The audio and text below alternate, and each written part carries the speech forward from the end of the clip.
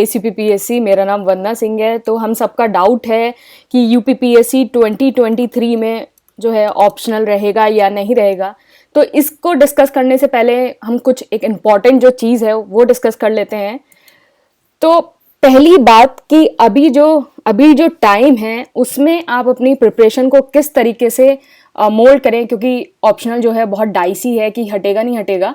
तो इसको भी हम डिस्कस करेंगे, लेकिन पहले हम ये देख लेते हैं कि आप अपनी प्रिपरेशन को किस तरह से मोल्ड करें कि जो ये वाला डाउट है उससे आपकी प्रिपरेशन को कोई इम्पैक्ट ना पड़े कि हटेगा या नहीं हटेगा, इससे कोई इम्पैक्ट ना पड़े, आपकी जैसी प्रिपरेशन चल रही है वो स्मूथली चलती रहे।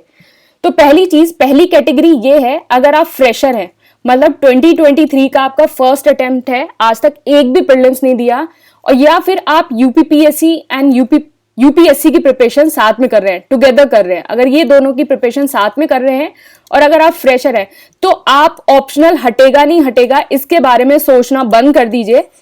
इसके बारे में सोचना बंद कर दीजिए। अपना जो पूरा टाइम है वो सिर्फ प्रीलिम्स को दो, अपना पूरा टाइम जो है प्रीलिम्स को डिवोट करो, अगर आप इन दोनों कैटेगरी से बिलोंग करते हैं तो।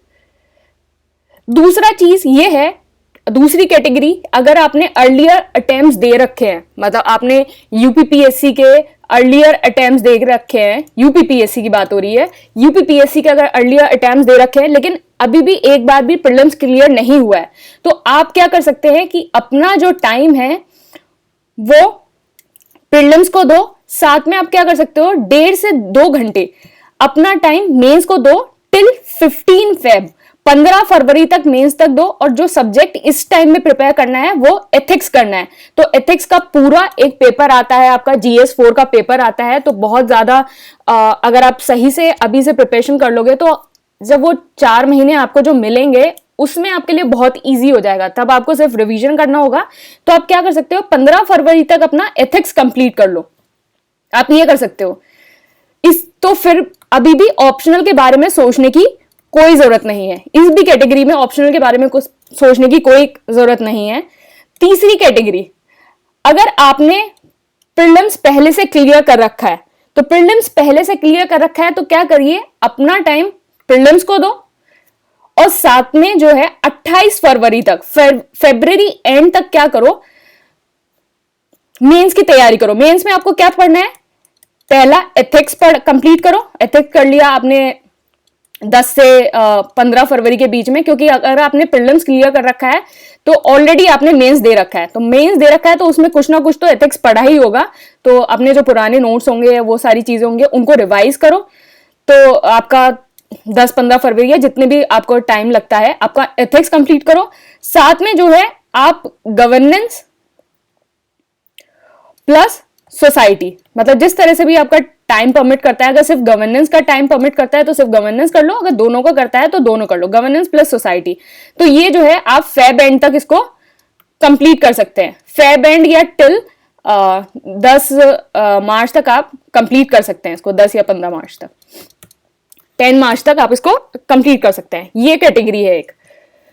तीसरी जो नेक्स्ट कैटेगरी है वो ये है कि आपने प्रीलिम्स क्लियर कर रखा है, सॉरी आपने जो है प्रीलिम्स आपका क्लियर नहीं हुआ, सी सेट की वजह से प्रीलिम्स क्लियर नहीं हुआ, सी सेट की वजह से क्लियर नहीं हुआ। GS1 पेपर में बहुत अच्छे मार्क्स थे लेकिन सी सेट की वजह से प्रीलिम्स क्लियर नहीं हुआ, तो क्या करिए, अपना टाइम जो है प्रीलिम्स को डिवोट करिए, साथ में जो है मेंस करिए 28 फरवरी से 10 मार्च तक, 10-15 मार्च तक, उसमें एथिक्स और साथ में गवर्नेंस एंड सोसाइटी, जो हमने पिछली बारी कैटेगरी जो देखी थी उसी हिसाब से कि एथिक्स कर लिया, साथ में गवर्नेंस एंड सोसाइटी 10 मार्च तक।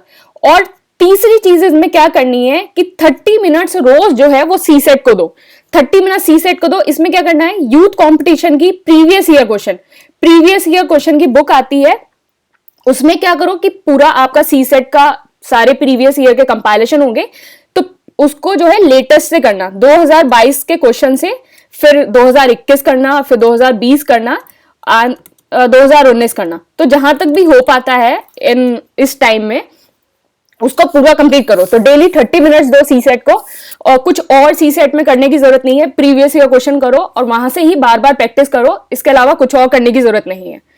तो ये आपकी सारी कैटेगरीज हो गई कि इस टाइम में अपनी जो पढ़ाई है वो किस तरीके से करें, कैसे स्ट्रैटेजी बनाएं, वो सारी चीजें। बाकी ये प्रीलिम्स का जो कोर्स है आप इसको ज्वाइन कर सकते हैं, ये इसमें सारी डिटेल है, इस नंबर पे व्हाट्सएप करके, इंग्लिश मीडियम में है। और जो यूपीपीएससी प्री 2020 था उससे डायरेक्ट 93 क्वेश्चन आए थे। तो पीडीएफ होगी नीचे डिस्क्रिप्शन बॉक्स में, वहां से इसको वेरीफाई कर सकते हैं। 93 क्वेश्चन आप कौन कौन से आए थे आप डायरेक्टली देख सकते हैं।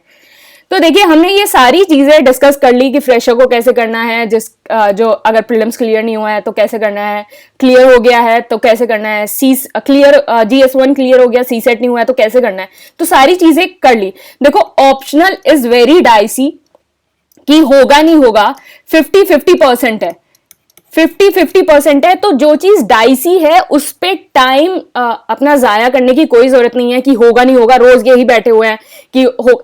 आप वो सारी चीजें प्रिपेयर करो जो बिल्कुल आप श्योर हो कि ये तो होनी ही है। एथिक्स श्योर हो, गवर्नेंस श्योर हो, सोसाइटी श्योर हो, तो ये तो होनी ही है। साथ में क्या है, जब आप प्रीलिम्स कर रहे होगे तो आप पॉलिटी पढ़ रहे होगे, हिस्ट्री पढ़ रहे होगे, ज्योग्राफी पढ़ रहे होगे, एनवायरमेंट पढ़ रहे होगे, यूपी स्पेशल पढ़ रहे होगे, तो ये सब भी मेंस में आता है। तो इनको थोड़ा मेंस के पर्सपेक्टिव से पढ़ो। तो क्या होगा, जब 4 महीने होंगे, 4 महीने जब आपके बचे होंगे, जब प्रीलिम्स आप देके आओगे, मेंस के लिए 4 महीने होंगे, तो उसमें एटलीस्ट जो ये सारे सब्जेक्ट है, एथिक्स हो गया, पॉलिटी हो गया, ज्योग्राफी हो गया, एनवायरमेंट हो गया, यूपी स्पेशल हो गया, एटलीस्ट ये आपके जो है ऑलरेडी जो है होने चाहिए। तो ऑप्शनल के बारे में सोचना बंद कर दो। ऑप्शनल होगा नहीं होगा, नोटिफिकेशन आएगी, सबको पता चल जाएगा, अभी टाइम वेस्ट मत करो।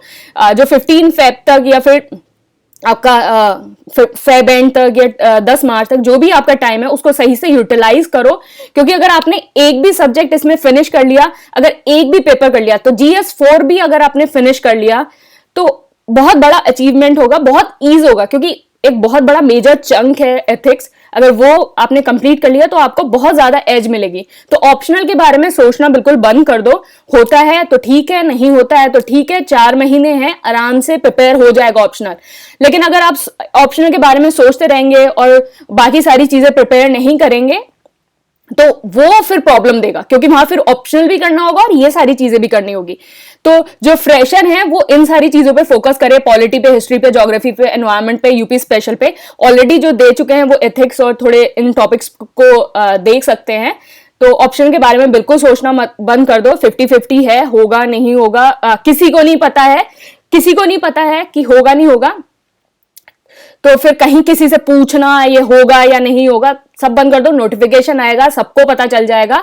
अभी जो है अपनी जो प्रिपरेशन है, जो चीजें आपको पता है उनके हिसाब से करो, जो चीजें आपको पता है उनके हिसाब से करो, जो शॉर्ट है कि ये आएंगी ही, उनके हिसाब से अपनी प्रिपरेशन करो। टाइम वेस्ट मत करो, टाइम का वेस्ट बिल्कुल मत करो। 4 महीने होंगे, ऑप्शन आराम से हो जाएगा, लेकिन ये वाला जो टाइम है इसको यूटिलाइज करो, इसको वेस्ट मत करो ऑप्शनल के चक्कर में।